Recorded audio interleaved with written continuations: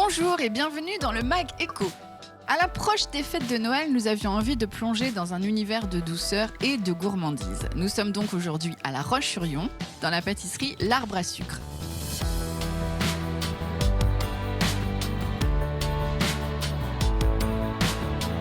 Dans cet atelier de 55 mètres carrés sont fabriqués chaque jour gâteaux, macarons, confiseries ou encore des tablettes de chocolat aux 1000 saveurs.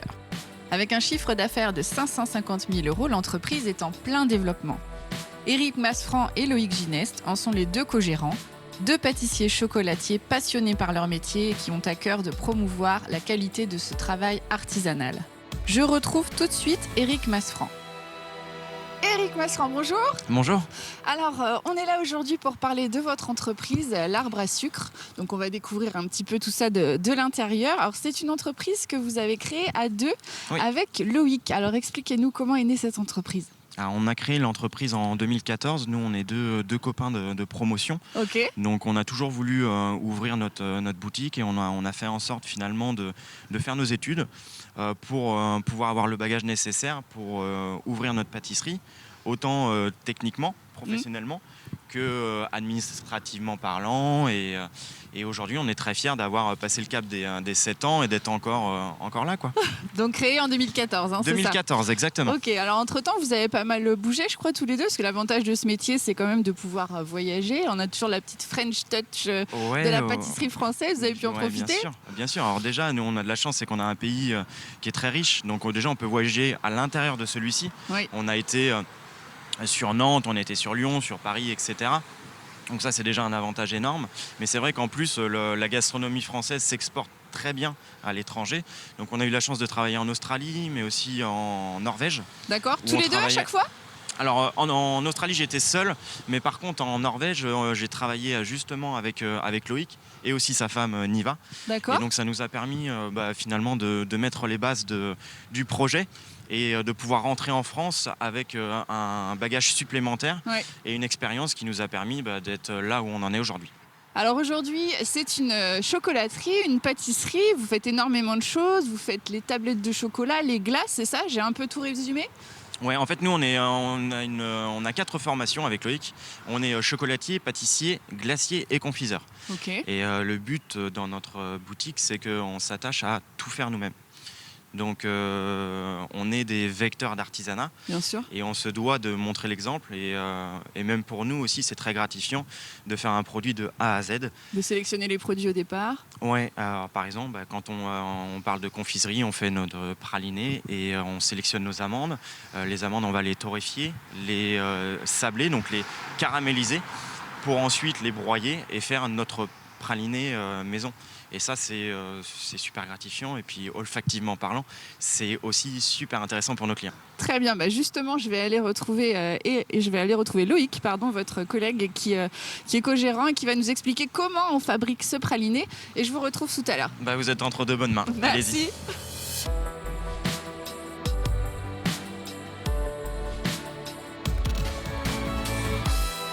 Loïc, bonjour. Bonjour. Alors, on se retrouve au centre de votre atelier, là, ici, à La Roche-sur-Yon. On a vu avec Éric tout à l'heure un petit peu comment c'est créer votre entreprise. Ce qu'on aimerait voir un petit peu avec vous, maintenant, c'est plus comment on fabrique les produits, comment on fabrique ces belles confiseries que vous faites ici. Alors, notamment, là, je crois qu'on va s'occuper du praliné, c'est ça ? Le praliné, c'est bien ça. Donc, c'est vraiment un process très particulier. On y apporte énormément d'attention parce qu'aujourd'hui, très peu de chocolatiers fabriquent eux-mêmes leur praliné. Oui, voilà, c'est ce qu'on disait. C'est quelque chose qui se perd. Donc, nous, on a vraiment le vœu de l'artisanat de tout transformer maison. Donc, on sélectionne les meilleures variétés de fruits secs possibles. Donc, on travaille avec de la noisette du Piémont, par exemple, juste ici. On va avoir donc des belles noisettes que nous avons légèrement torréfiées. Donc, elles sont torréfiées en extérieur et encore blanches à cœur. D'accord. Ensuite, on va venir les mettre dans une turbine en cuivre comme ici. Okay. Et là, on va commencer à les tourner tout doucement pour les réchauffer sur le gaz. Donc, il faut qu'elles soient tempérées. Okay. Et ici, à côté, je suis en train de préparer un sirop, donc tout simplement de l'eau et du sucre, pour pouvoir venir ensuite les verser dans la turbine et commencer la lente caramélisation, une lente torréfaction.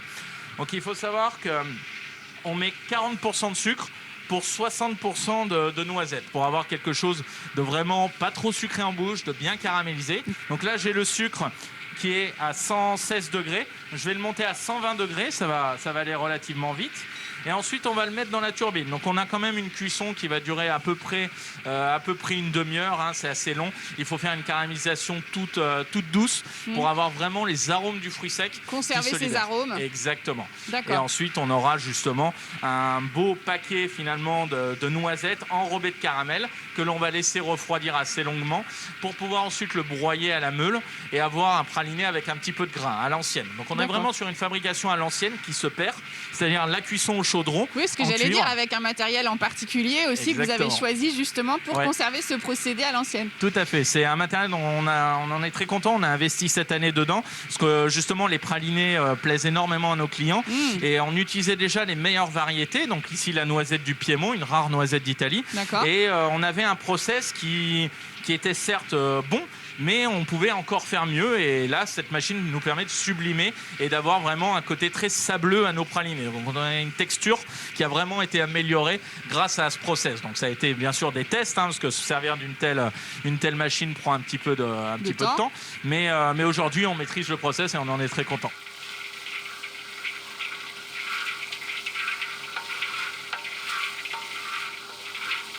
Donc là, j'ai coulé justement le sirop qui était à 120 degrés sur les noisettes qui avaient juste été chauffées finalement. Comme ça évite de faire un gros paquet.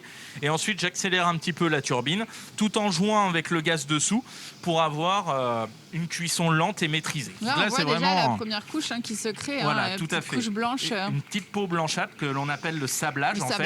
C'est le sucre qui cristallise tout simplement. Donc il va enrober régulièrement tout le fruit sec. C'est un travail qui se perd vraiment de faire le praliné, mais on est vraiment dans, je trouve, le côté artisanat le plus pur. C'est-à-dire que c'est des choses comme on faisait il y a 40 ans.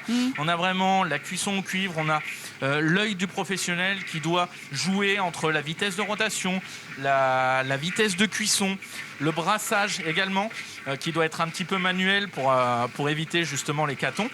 Et ça, c'est ce qu'on adore faire, quoi. Tout simplement. On se lève le matin pour faire des choses comme ça, travailler avec des produits d'excellence. Avec ce type de matériel et avoir la conscience de faire le travail vraiment dans les bonnes conditions et des bonnes choses. Donc vous voyez, les noisettes c'est ça. sont entourées d'une couche de sucre. Voilà. Et là, c'est pas fini encore. Elles vont être encore plus enrobées au bout des 30 minutes.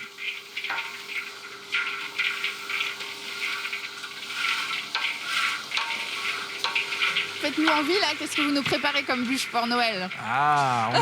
On a vraiment beaucoup bossé encore cette année sur les fêtes de fin d'année. Donc on va avoir 5 bûches pâtissières qui tournent autour d'un parfum chacune. On va avoir une bûche dominante chocolat, une bûche dominante exotique. On va avoir notre iconique citron framboise, la magie de Noël.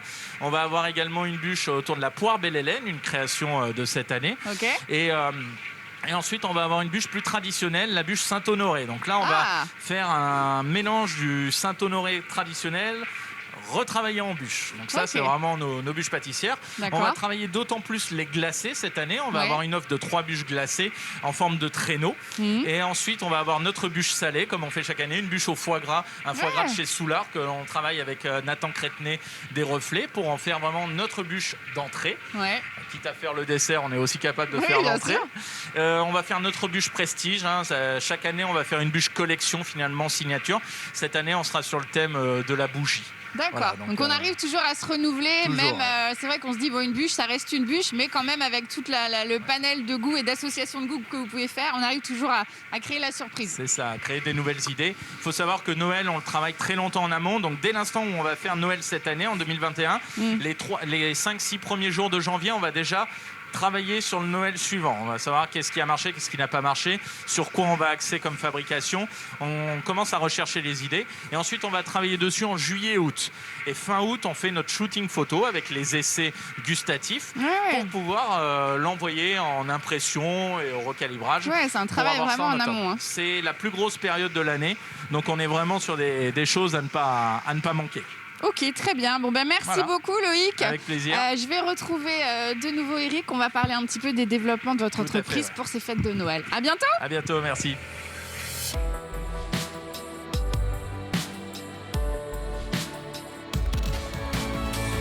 Alors Eric, on se retrouve dans la boutique justement de l'Arbre à Sucre. On a vu tout à l'heure avec Loïc la préparation du praliné. Et puis donc, il nous expliquait qu'effectivement, tout ce que vous concevez, tout ce que vous fabriquez ici est prévu longtemps à l'avance. Alors, parmi les développements futurs justement de l'entreprise, qu'est-ce qui est en cours actuellement ? Alors, on prévoit de refaire tout le magasin et le laboratoire de production.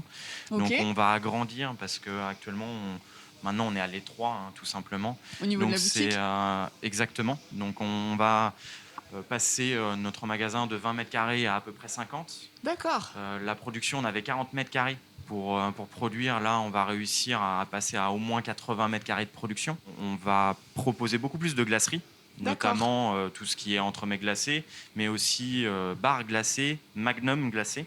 Et on va aussi essayer d'aller même un peu plus loin sur la confiserie en proposant ce qu'on appelle les gélifiés. Donc, Alors, c'est quoi ça, les gélifiés ? Les gélifiés, c'est, je prends l'exemple d'Haribo, tout simplement. Ah, je vais être en mesure de faire des petits œufs au plat, des crocodiles, mais en respectant finalement aussi notre métier, le fait d'être artisan, donc d'utiliser des purées de fruits, en gélifiant aussi un petit peu moins, en n'utilisant aucun arôme, utiliser des bonnes matières premières, de façon à avoir un produit abouti, savoureux et qui plaise à notre clientèle. Donc voilà, nous on a juste hâte que le magasin soit... C'est ça, j'imagine que maintenant quand c'est en route, après on a hâte que ça arrive. Oui, bien sûr, c'est grisant pour nous parce qu'on arrive sur le cycle, la fin de notre premier cycle finalement de 7 ans.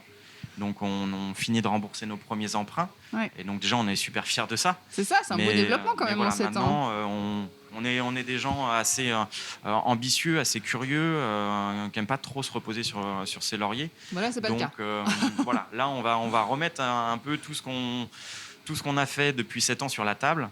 On va refaire un pari en proposant encore des nouveautés à nos clients. Et voilà, en cela on est super impatients de notre nouveau magasin. Et toujours à deux avec ce binôme qui fonctionne toujours bien depuis vos débuts.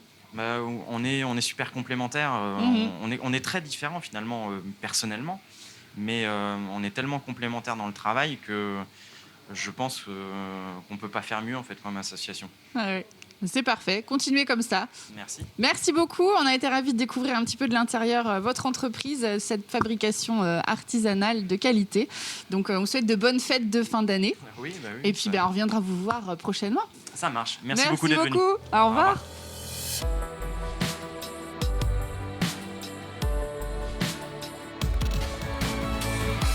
En 7 ans, ce binôme de pâtissiers chocolatiers très complémentaires a trouvé son rythme de croisière et sa clientèle. Un véritable savoir-faire, des produits de qualité, des créations nouvelles et la passion du métier. Voilà la recette du succès de cette jeune entreprise vendéenne. Merci beaucoup de votre fidélité au Mageco. Je vous souhaite de très bonnes fêtes de fin d'année et je vous donne rendez-vous en 2022.